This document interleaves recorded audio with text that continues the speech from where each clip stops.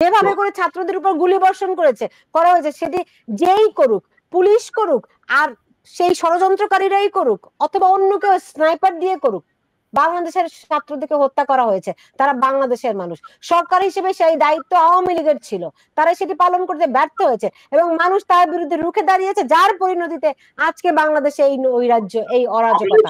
আওয়ামী লীগ সরল বিশ্বাসে কিন্তু 2014 সালের নির্বাচনে আওয়ামী লীগ ভেবেছিল যে বিএনপি জামাত সেই নির্বাচনে অংশগ্রহণ করবে। আওয়ামী লীগ যদি আওয়ামী লীগের জাতীয় নির্বাচন গেছে 100 আওয়ামী লীগের কিন্তু 2014 সালে ব্যক্তিগত আমি স্বীকার করি, শুনুন 153 জন বিনা ভোটে নির্বাচিত হওয়া নৈতিকভাবে সেটা আওয়ামী লীগের কেন্দ্রীয় নেতৃবৃন্দের দায় দায়িত্ব, এটা অবশ্যই নৈতিকভাবে আমাদের দায় দায়িত্ব নিতে হবে। কিন্তু আওয়ামী লীগ সরল বিশ্বাস ছিল যে বিএনপি চূড়ান্ত পর্যায়ে সেই নির্বাচন, সরল বিশ্বাস মানে রাজনীতি করতে নেবে, সরল বিশ্বাস মানে আপনারা কি শিশু? আওয়ামী লীগের পক্ষ থেকে এই কথাগুলো কিন্তু বলা হচ্ছে না। আওয়ামী লীগের পক্ষ থেকে জাতীয় নেতৃবৃন্দ মানুষের কাছে 2018 সালে নির্বাচনে বিএনপি অংশগ্রহণ করে এবং যে এক একটা নির্বাচনে 3 জন প্রার্থী দিয়ে নির্বাচনকে বিতর্কিত করেছে, এটার জন্য আওয়ামী লীগ দায়িত্ব নিবে কেন? 14 সালের নির্বাচন আওয়ামী লীগের কোনো দায়িত্ব নেই, নৈতিকভাবে আমরা হেরেছি। 153 জন বিনা ভোটে নির্বাচিত হওয়া মানে বাংলাদেশ আওয়ামী লীগের মতো একটি রাজনৈতিক দলের নৈতিক পরাজয় ঘটেছিল। সেই দিন অর্থমন্ত্রী মুহিতের বক্তব্য আপনারা নিশ্চয়ই জানেন, আমি উল্লেখ করতে চাই না। তৎকালীন আওয়ামী লীগের সেক্রেটারি আমাদের সৈয়দ আশরাফুল ইসলাম, তিনিও বলেছেন, তার উক্তিগুলো আপনি ইউটিউবে ফেসবুকে গেলে সার্চ করলে পাবেন। আমরা বলতে চাই যে আওয়ামী লীগ কখনো 2014 সালের নির্বাচনে কখনো আওয়ামী লীগকে দায় দায়িত্ব দিতে আপনার কেউ পারেন না। 18 সালের নির্বাচনে অবশ্য নেই, এবং বিএনপির কিন্তু কৌশল ছিল, রাজনৈতিক কৌশল 14 সালের নির্বাচনে এই যে অংশগ্রহণ না করা, 18 সালে বিতর্কিত করা এবং 24 সালে এসে বর্জন করা, এই 3টি নির্বাচনে বর্জন করার পর আজকের বাংলাদেশের ভবিষ্যৎ রাজনীতিতে বিএনপি একটি ফ্যাক্টর হয়ে দাঁড়িয়েছে এবং এটা রাজনৈতিক কৌশল ছিল। এটা আমি বিশেষ করে আবু সাইদ এবং তাদের যারা, আমি বিশেষ করে আমার মোস্তাক ভাই চিনেন ভালো করে, তৃণমূল পর্যায় থেকে একেবারে জাতীয় পর্যায়ে ছাত্র রাজনীতি করার সৌভাগ্য হয়েছে। বাংলাদেশের প্রতিটা আন্দোলন সংগ্রামে বাংলা ছাত্র সমাজ ভূমিকা পালন করেছে। বিশেষ করে মুগ্ধ বা আবু সাইদ যারা শহীদ হয়েছেন, আমি তাদের স্মৃতির প্রতি শ্রদ্ধা জানাই। ছাত্র আমরা সবসময় ছাত্র সমাজ যখনই কোনো আন্দোলনে এগিয়ে এসেছে, বাংলাদেশ ছাত্রলীগ, বিশেষ করে বাংলাদেশ আওয়ামী লীগের চাইতে প্রাচীনতম দল হলো, সংগঠন হলো বাংলাদেশ ছাত্রলীগ। ছাত্রলীগের একজন কর্মী হিসাবে আমরা ছাত্র সমাজের, আমাদের বাংলা ছাত্রলীগের সভাপতি সাদ্দাম হোসেন সবসময় কিন্তু কোটা সংস্কারের পক্ষে ছিল, যৌক্তিক।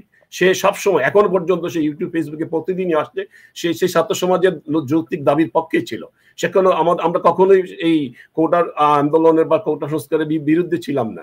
কিন্তু আজকে যেভাবে আমাদের কাছে দাঁড় করা হয়েছে, জননেত্রী শেখ হাসিনা কিন্তু এই রংপুরের ঘটনা ঘটার পর সেখানে কিন্তু একটা বিচার বিভাগীয় নিরপেক্ষ একটা বিচারের জন্য দাবি একটা কমিটি গঠন করে দিয়েছিলেন, শুধু একজন না, পরবর্তীতে 3 জন বিচারককে দিয়ে তিনি একটা কমিটি গঠন করেছিলেন। এবং পরে জননেত্রী শেখ হাসিনা তিনি বলেছিলেন যে এতে যদি জাতিসংঘে যদি এটা সংযুক্ত করা হয় বা কোনো আপত্তি নেই, এতে করে এই যেগুলো ঘটেছে গত মধ্য জুলাই থেকে শুরু করে 5ই আগস্ট পর্যন্ত, এই জিনিসগুলো হচ্ছে ইউটিউব ফেসবুকে অনেক মিথ্যাচার প্রপাগান্ডা করা হয়েছে। যারা শহীদ হয়েছেন এখনো জীবিত আছেন, এইসব প্রপাগান্ডা বেরিয়ে আসবে।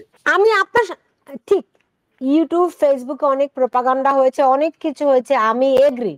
কিন্তু সব শ্রেণীর মানুষ এই আন্দোলনে সম্পৃক্ত হয়েছে, এটা আপনি অস্বীকার করতে পারবেন না। অবশ্যই এটা আমাদের দেশের আইন শৃঙ্খলা রক্ষাকারী বাহিনীর অতিরিক্ত বাড়াবাড়ির কারণে, অতিরিক্ত অবশ্যই বাড়াবাড়ি, এবং তাদের মধ্যে থেকে যেভাবে আপনারা সবাই জানেন, সেটা অনেক একজন স্বরাষ্ট্র উপদেষ্টা যাকে তার একটা দপ্তর থেকে অন্য দপ্তরে নেওয়া হয়েছে, তিনি নিজে উল্লেখ করেছেন বর্তমান সরকারের, তিনি বলেছেন যে এটার মধ্যে অনেক যে আর্মস গুলা বা যে অস্ত্রগুলা ব্যবহার করা হয়েছে সেটা বাংলাদেশ পুলিশ বা বাংলাদেশের সে আমাদের আইন শৃঙ্খলা রক্ষা বাহিনী, এটা আমাদের দেশের নয়, এটা সম্পূর্ণভাবে, এটা তো এই যে আমি শুরু করেছিলাম যেভাবে, এটা অশুভ শক্তি।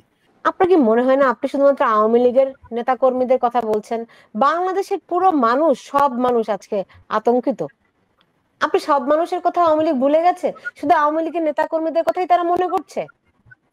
না শুনুন, দেখুন বাংলাদেশের সমস্ত মানুষ কিন্তু জিজ্ঞেস করেন, আজকে ঢাকা শহরে রিক্সা শ্রমিক সবাই বলতেছে, আমি দেখলাম অতি সাধারণ মানুষ, যে অতীতে আমরা ভালো ছিলাম, শেখ হাসিনার সময় আমরা কাজ, আজকে ঢাকা শহরে রিক্সা ড্রাইভার যারা রিক্সা চালক বা প্যাডল বা স্কুটার বা যারা সিএনজি চালান, তাদের গাড়িগুলো হাইজ্যাক হচ্ছে, তারা রাতে কাজ করতে পারে না, 12টার ভিতরে তারা বা 11টার ভিতরে তারা স্টাফ ওয়ার্কিং, তারা কাজে চলতে আসতেছে। এই ছবিগুলো আমি যখন এখান থেকে দেখি, নিউ ইয়র্ক থেকে, যুক্তরাষ্ট্র থেকে, আমাদের আপনার মাধ্যমে বলি, আমি আমাদের দেশটাকে, এই দেশটা আমাদের মানে একটা একটা চতুর্দিকে পরিবেষ্টিত, বাইরের থেকে উস্কানি দেওয়া হবে, আমাদের জাতীয় ঐক্য প্রয়োজন, আমাদের যে কোনো মূল্যেই হোক, আমাদের যে কোনো মূল্যেই হোক আমাদের আইন শৃঙ্খলা পরিস্থিতি এবং ফিরে নিয়ে আসতে হবে।